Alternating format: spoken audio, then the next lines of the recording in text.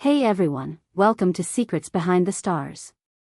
All the details are in today's video, so make sure you're subscribed and share this story with anyone who follows the whirlwind lives of our favorite actors. Thank you for being here. What happened last night sent shockwaves through the acting world.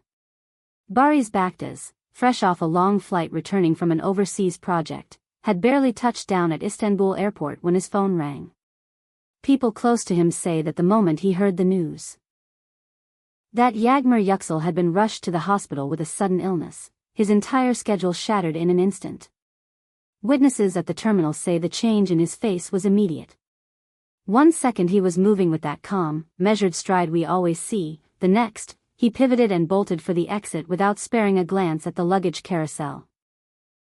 His assistant trailed behind, trying to keep up, while Barış strode through the sliding doors of the terminal and into the night air, calling out to his driver, "Drive me to the hospital right now." He slid into the car without ending the call, trying to gather whatever information he could as the city lights streaked past. By the time the car tore into the hospital's emergency entrance, the place was already buzzing. Security teams were suddenly stretched thin as word started to spread, and curious onlookers and a handful of reporters began to gather. Barış moved straight through the doors, ignored the commotion, and headed for the reception desk. He didn't entertain questions, not from the cameras or from anyone who shouted his name. He only had one: what was happening with Yağmur? Those present described a brief, tense exchange with the hospital staff. They led him aside and spoke in low voices. There was no official explanation offered, no detailed statement. The only thing that could be confirmed was simple: tests were in progress. Meanwhile, those close to the actress said she had felt unusually weak throughout the day and had decided to go in for a check just to be safe. But Barış's visible worry poured fuel on every rumor already simmering online, pushing people to wonder whether the situation was far more serious than it sounded. The energy inside the hospital corridors spilled directly onto social media. Within hours, the phrase, "Barış didn't leave Yağmur alone," traveled everywhere, gathering momentum until it became one of the most talked about topics of the day. Fans of the two, who have been following their careful, quiet dynamic for months, flooded the internet with prayers, good wishes, and anxious refreshes. They followed every update deep into the night, waiting, hoping. Insiders say Barış stayed at the hospital for a long stretch, keeping to himself, speaking only with a small circle of close friends and the medical staff when needed. He avoided the cameras, ducked out of sight, and declined to make any comments. That silence, instead of calming anyone, reignited a debate that has been swirling around them for months. Are they just good friends, or is there something more behind their bond? Every set rumor, every lingering glance from a red carpet clip, every quiet gesture was suddenly back under the microscope. Now, everyone is watching for the hospital's official word on Yağmur's condition. While we wait, one thing is certain: the sight of Barış racing from the airport to the emergency room felt like the only story anyone wanted to talk about. From the tarmac to the hospital corridor, last night belonged to them. The acting world was practically on edge by midnight. After a grueling trip abroad, Barış had scarcely powered off airplane mode when his phone started buzzing with urgency. According to those who know him, the news that Yağmur had been admitted with a sudden health scare shattered his focus.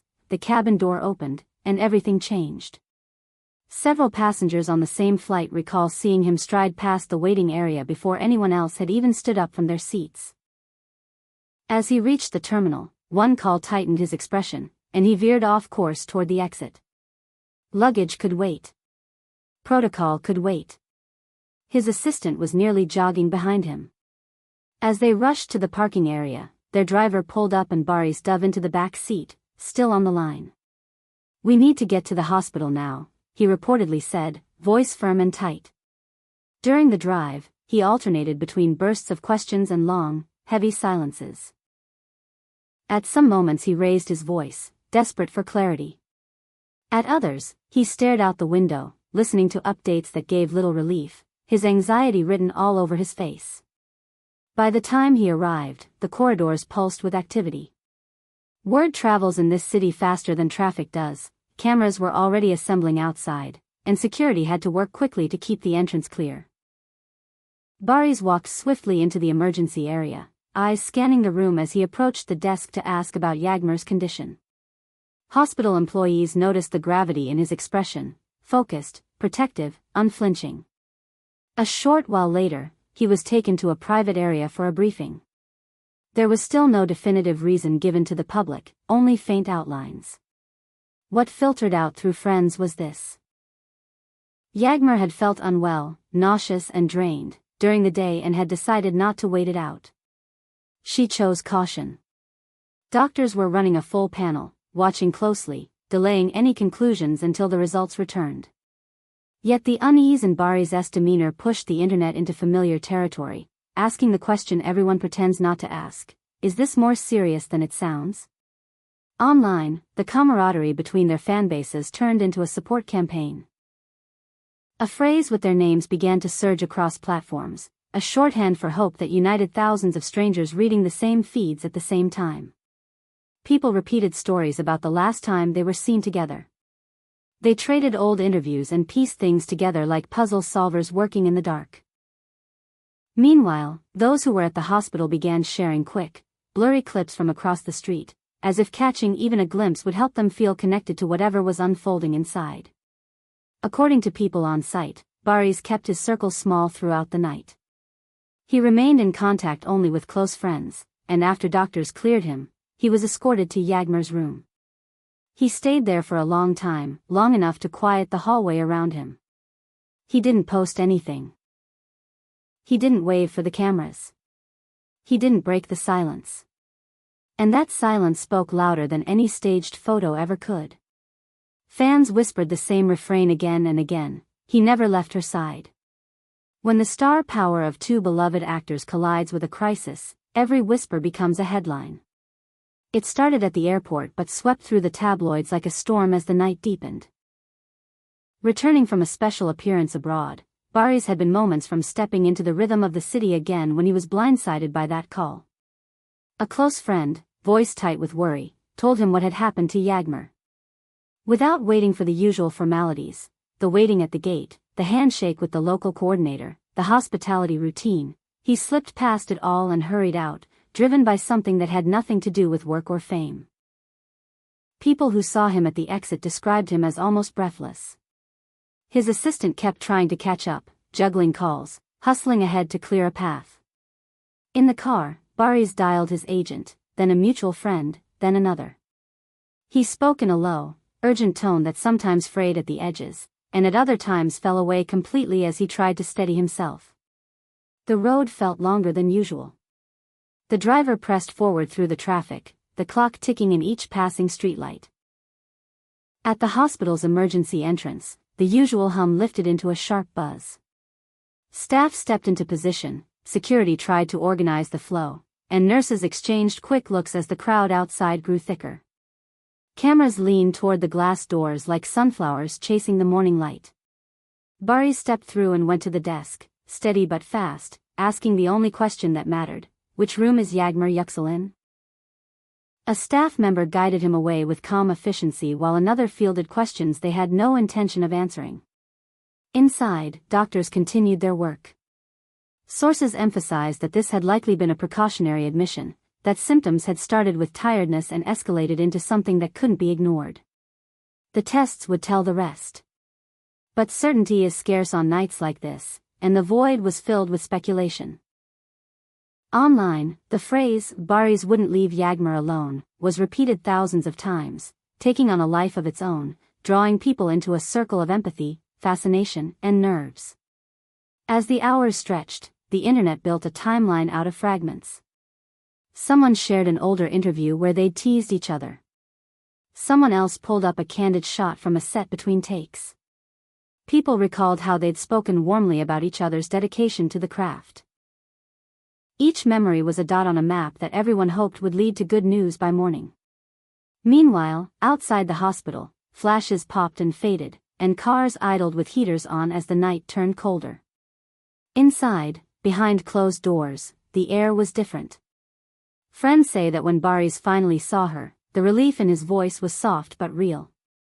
He stayed long enough that people waiting in the corridor began to drift away, assuming nothing new would break until dawn. His attention never slipped. Even as professionals moved in and out, even as the muted beeps and quiet footsteps filled the hours, he kept his focus where it belonged. No official update had been released by the time the sun hinted at the city skyline, but those close to them expected clarity soon. The hospital's line remained steady, tests were underway and they would speak when the results came back. The quiet message in that statement, patience, didn't stop the conversation. If anything, it broadened it. The idea that two people who have always kept their private lives carefully guarded might be navigating something tender and real drew people in. It cemented what the night had shown so clearly: when it mattered, he was there. From the airport gate to the hospital's fourth corridor, last night wrote itself like a script that no one asked to perform. It also reminded us why these stories stick to our hearts. It wasn't about stage lights or premieres, but about that primal urgency in the way someone rushes to someone else. The city felt it. The industry felt it. Their fans felt it most of all.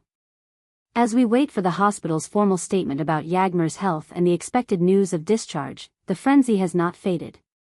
The talk across sets and studios today is less about upcoming shoots and more about what everyone witnessed in real time. The raw, unedited picture of a man prioritizing the person over the persona. Whatever label the public tries to place on them, the night didn't need one. Actions often tell the clearest story. We'll be watching for official updates and sharing only what's confirmed, because after a night like this, clarity matters.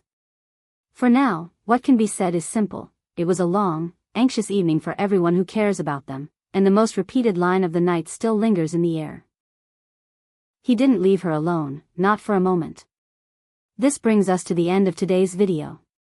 If you found this story compelling and want to stay updated with everything unfolding around your favorite stars, make sure you're subscribed to Secrets Behind the Stars and share this video with friends who follow their journey. Until the next update, take care and stay tuned.